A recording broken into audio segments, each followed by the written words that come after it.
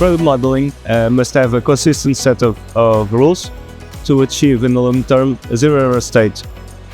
Error event can help us to get a new product into the market, as they give us minimum rules to get past this method or this stage as quickly as possible. Although there are some errors that are very difficult to detect in the project stage.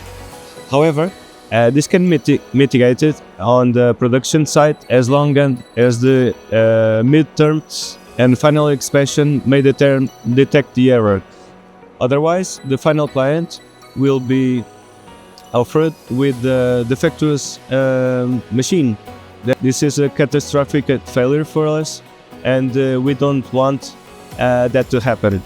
So, an internal error is preferable to an external error. In the long term, we try to mitigate, to eliminate internal errors. In other words, as I said earlier, there must be a continuous improvement logic